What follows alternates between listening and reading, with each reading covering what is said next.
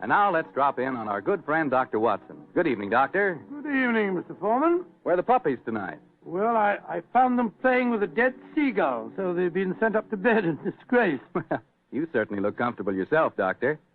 What's that small blue book you're reading, the latest bestseller? No, indeed not. This book was never a bestseller, my boy. It's entitled Practical Handbook of Bee Culture, with some observations on the segregation of the queen. Quite a catchy title. Who's the author? A fellow by the name of Sherlock Holmes. He was engaged in writing it when the adventure I'm going to tell you about took place. Well, you told us last week, Doctor, that a pair of canaries played an important part in the story. That's quite right, Mr. Foreman. It was in the summer of 1908, I remember, and I'd persuaded Holmes to leave his Sussex bee farm for a few weeks and to join me in a holiday at the little fishing village of Kingsgate in Kent. We were staying at a charming little inn called the Fisherman's Arms, and for the first few days, our holiday was a delightful one. And then, I suppose, Doctor, strange things began to happen. They did indeed, Mr. Foreman, they did indeed. Very strange things. One afternoon, we'd just finished a late tea, I remember, and were sitting outside on the lawn sunning ourselves and enjoying our pipes. Holmes lay back with his long, thin fingers clasped behind his head, gazing thoughtfully at the multicolored fishing boats bobbing at anchor in the harbor.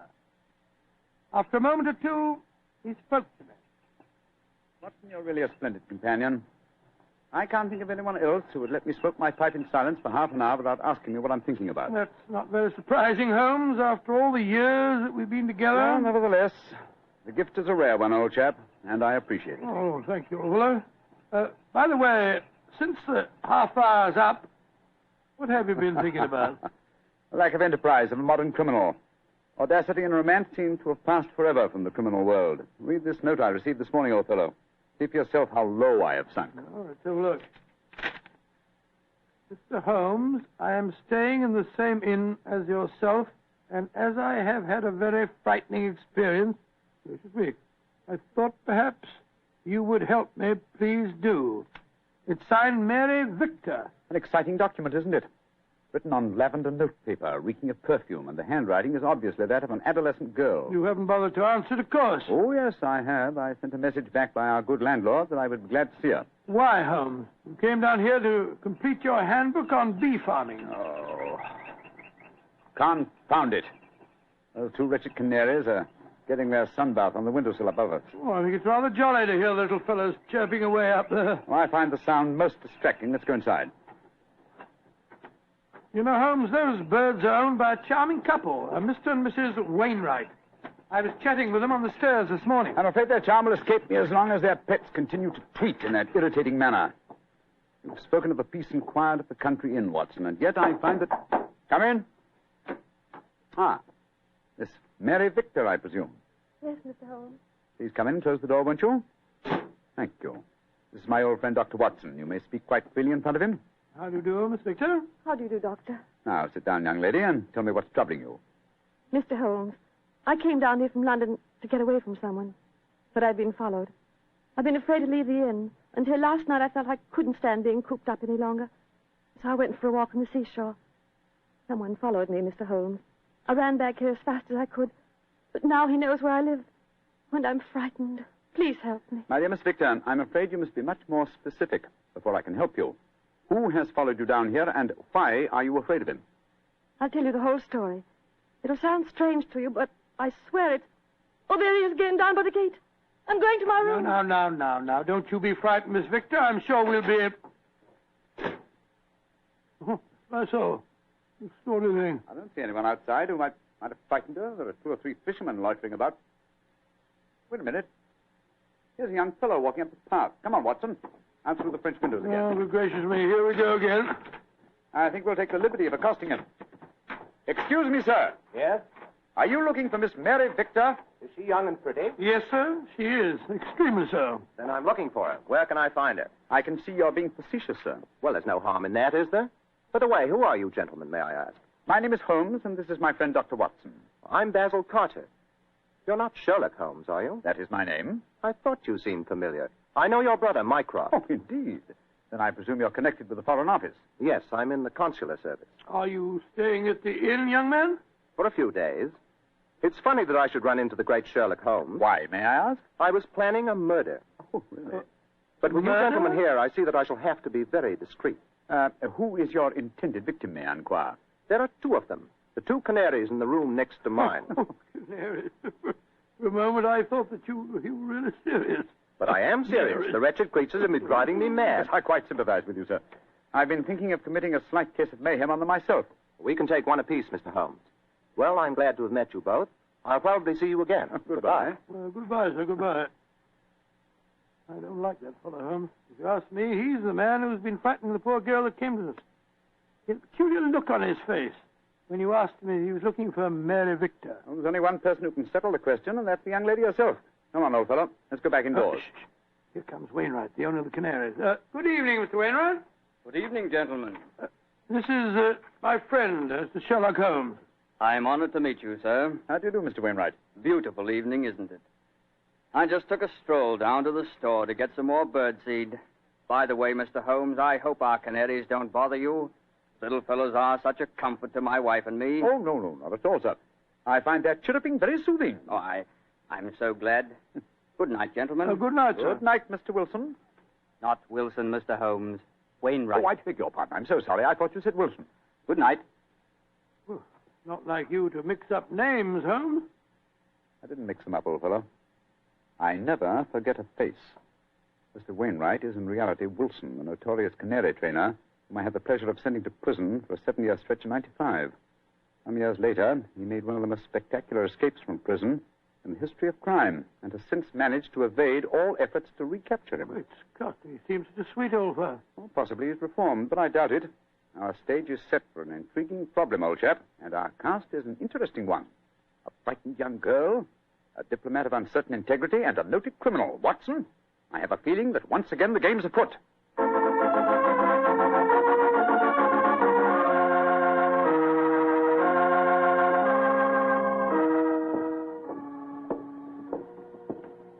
Holmes, why are we strolling along the pier instead of staying at the inn? I thought you said that you were expecting trouble. I am, old chap, and I'm sure it'll find us out. You know, Holmes, I'm still completely mystified by the behavior of that girl, Mary Victor. I knocked at her door last evening, again this morning. I couldn't get any answer. And the landlord told me that she was not seen at dinner last night, nor at breakfast this morning, and yet her room has not been vacated.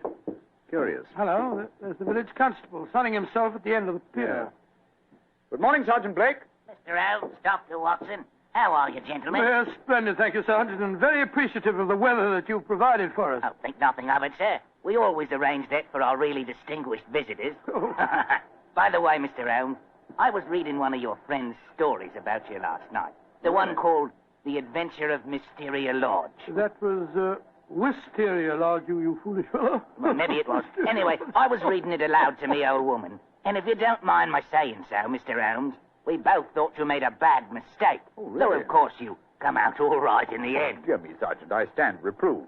Excuse me, Sergeant. Holmes, look. Look at that figure standing by itself right at the end of the pier. Mm-hmm.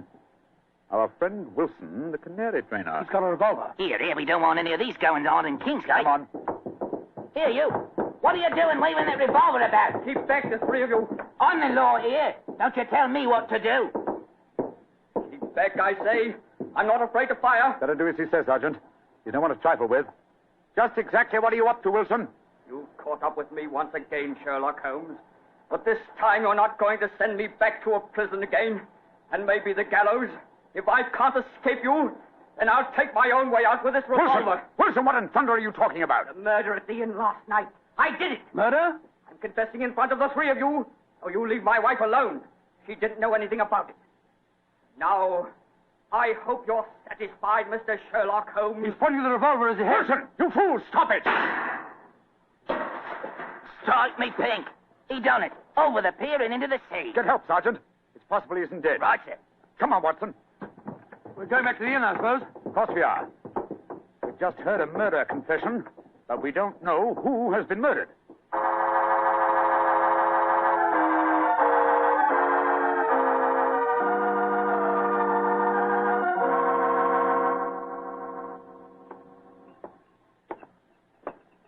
Holmes, what was the telegram that you sent off just now? A message to my brother, Mycroft. The innkeeper informed me that Basil Carter, the young diplomat we met yesterday, left the inn rather hurriedly in the early hours of this morning. Come on, let's go upstairs. Well, we'll have to break the news to Mrs. Wainwright, I suppose. Before we do that, I think we'll see if Miss Victor's in her room. Which one is it? Here, top of the stairs. We'll take the liberty of looking in. Miss Victor hasn't been seen since last night. Uh-huh. Unlocked. Lord, what a mess. Clothes strewn all over the place, open suitcases. Yes, it Look looks at as if the young lady had been planning an immediate departure. Where can she be? No one's seen her since last night. Oh, I beg your pardon, gentlemen. I thought I heard Mary Victor come in. I'm Mrs. Wainwright. Mrs. Wainwright, I'm afraid we have some rather bad news for you. Your husband shot himself a quarter of an hour ago at the end of the pier, and his body fell into the sea. Is he dead? We must presume so, madam. I left the police sergeant there searching for him. Sergeant Blake should be back here any moment now. So he did it. After all. You don't seem very surprised, madam. He threatened to do it.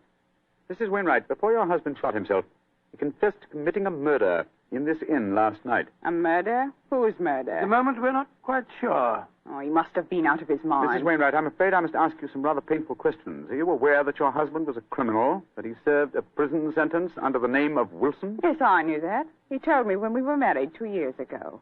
But he said that he'd gone straight ever since he'd come out of prison. That's why he changed his name. He was trying to make a fresh start. You know no reason for his planning to kill anyone at this inn? None. And unless you find someone murdered, I wouldn't give too much thought to it. Yes, if you'll forgive my saying so, madam, you seem remarkably unmoved by your husband's tragedy. Why should I pretend? We were very unhappy together. This might be the best way out of it for both of us. Oh, my soul. My husband carried quite a large amount of life insurance. In the event of suicide, would that be payable? Depends on the policy, madam. But I must say that from your attitude, I begin to doubt whether your husband is dead. What do you mean? I mean that if Mr. Wilson, or if you prefer it, Mr. Wainwright, wished to disappear in spectacular style, what could be simpler than to pretend to shoot himself, drop into the sea... Mr. Holmes! Mr. Holmes! I'm up here, Sergeant. Ah, did you find him? Yes, Mr. Holmes.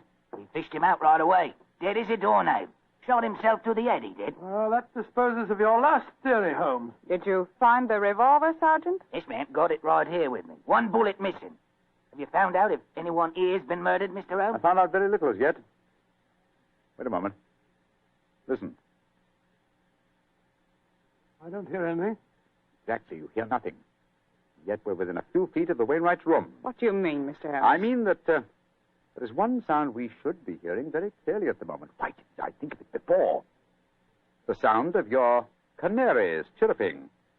We've heard little else for days. Come on, Watson. Where are you going? Your room, madam. I'm afraid I must dispense with asking your permission. You're already in my room. It seems a little late even to mention the subject. Here's the bird cage, the windowsill. Oh, the birds are gone. No, old chap. If you look more closely, you'll see them on the bottom of the cage. Let me open this door and get one of them out. By Jove, Holmes. They're dead. And yet when we entered the inn a few minutes ago, they were still chirruping. But who on earth would want to kill a couple of birds? That, my dear fellow, is one of the things we have to find out. So far, I must admit, I'm puzzled. We have a self-confessed murderer, and the nearest thing we can find to a corpse is a pair of dead canaries.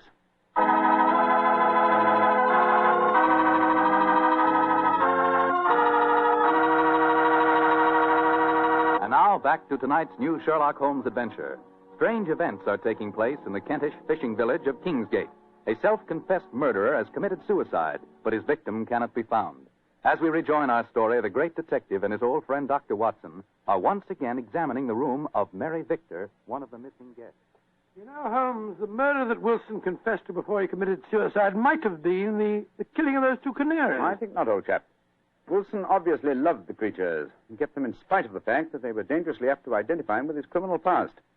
Uh-huh. Interesting. Very interesting. Huh?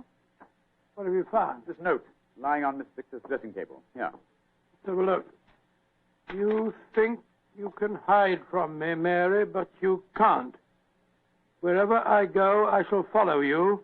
So why not get wise to yourself and stop running away? Sounds as if the poor girl was in danger, all right. Possibly, but the writer of that note was certainly obliging. Though the letter is unsigned, he at least gives us a clue to his identity. Oh, what clue? The phrase, get wise to yourself, is very un-English. It's American. Come on, old chap. Well, where are we going now? The envelope to this letter has the Kingsgate postmark on it. I should be surprised if that fount of all knowledge, the village postmistress, can't help us find an American visitor.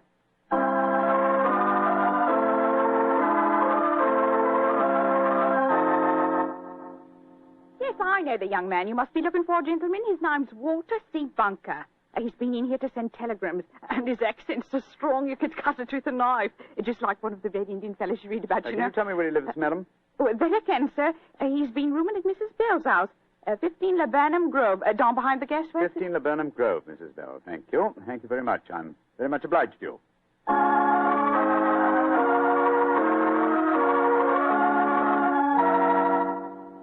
You, Mrs. Bell? Yes, sir. What can I do for you, gentlemen? Well, we understand that Mr. Walter Bunker has been staying with you, madam. That he has. A nice young American gentleman. Is he at home, may I ask? No, sir. And I'm worried about him. This morning, when he goes out, he asks me where the nearest cemetery is. Cemetery? Oh, gracious me. Huh? I tell him, and then he gives a queer kind of laugh. I'm not sure I'll see you anymore, he says. And then he walks off, and I haven't seen him since. I tell you, I'm worried about him, gentlemen. And where is the nearest cemetery, Mrs. Bell, the one you directed him to? About 3 miles from here. Mm-hmm. Just this side of Branson Woods. Thank you, madam. Come on, Watson.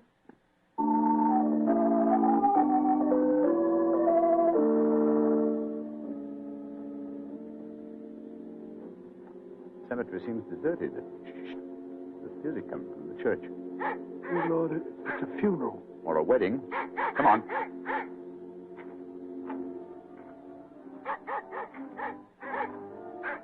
By Jove, it is a wedding, Holmes. I'm afraid we're on the false trail, but we'd better make sure.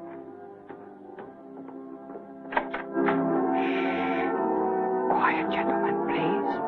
The ceremony is just ending. Just one question. Can you tell me the names of the couple who've just been married? Miss Mary Victor from the inn, and a young American by the name of Bunker. Thank you. Yes, we have been following a false trail, confound it. The frightened young lady was merely frightened by her persistent American fiancé. The threatening letter that he sent her. Ambiguously worded, when you come to think of it. Anyway, we can cease to worry about Miss Victor. As she is now Mrs. Bunker, I think we can assume that she's out of all danger. We've got to start all over again. Oh, no, my dear fellow. The field is narrowing. We'll head back to the inn now, and I have a feeling that we're on the last lap of our strange adventure.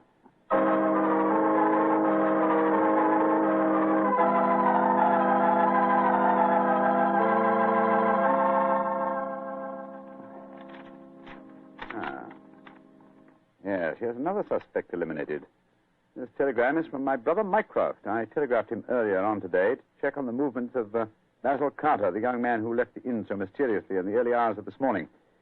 His answer informs me that the gentleman in question was recalled to the Foreign Office suddenly and arrived quite safely a few hours ago. Well, now I'm completely puzzled. And I, old fellow, at last see daylight. Wish I did, Mr. Holmes. Sergeant, go upstairs and get the dead man's widow and bring her to my room, please. And then I think I can give you the solution to this problem.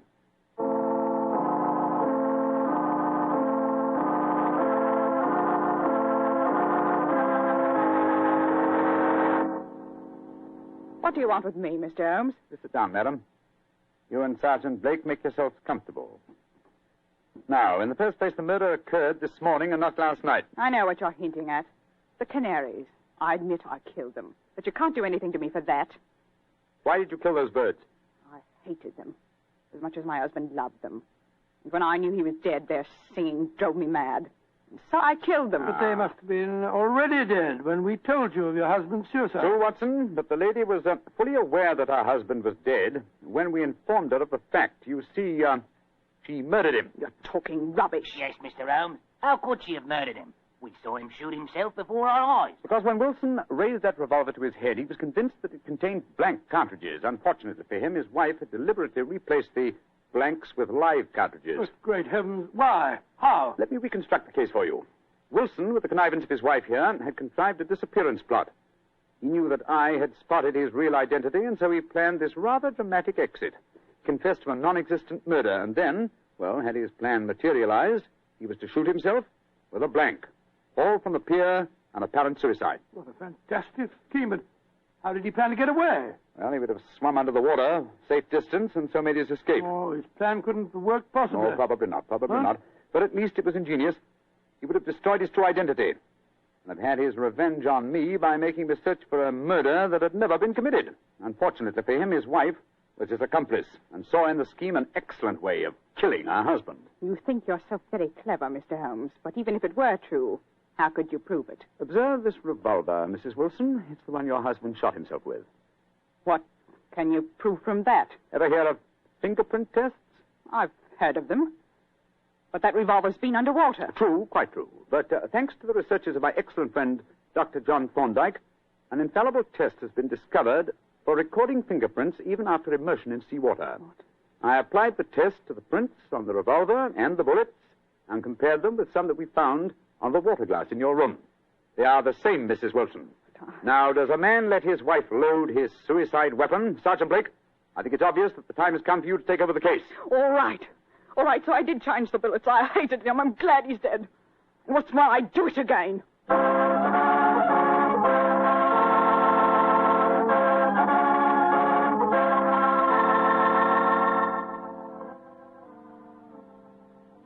Mr. Holmes. Yes, Sergeant Blake? Well, now that I've taken Mrs. Wilson to the station and booked her on a murder charge, I wonder if you'd mind answering a question. With pleasure. This fingerprint test. I'd like to know about that. I never heard of being able to take prints after a revolver has been handled 2 or 3 times and soaked in salt water. Yes, Holmes, and I'd like to know when you performed the test and took the prints off the glass in her room. I thought that I was with you all the time. You were, my dear fellow. Well, then I can give you the answer in one word. Bluff. What? There is no such test, my dear Watson. It would be almost impossible to expect clear prints after so much handling, and totally impossible after submersion. Fortunately for us, though, Mrs. Wilson was gullible enough to believe me and give me a confession. And there's no such person as Dr. John Thorndyke? Oh, yes, indeed there is. He had great success last year in the case of the red thumb mark. You didn't tell me about that case, Holmes? No, I didn't. It was deliberate, old chap. With your taste for writing sensational stories, I was afraid you might publish the affair. Oh? Would it have mattered if I had? Oh, yes, it would. Hmm? You would have given away, what shall I say, professional secrets. You would have provided the public, and in particular the criminal public, with a complete education on fingerprints. And when that happens, my dear Watson, we shall have no tricks left. That will be a sad day for detectives.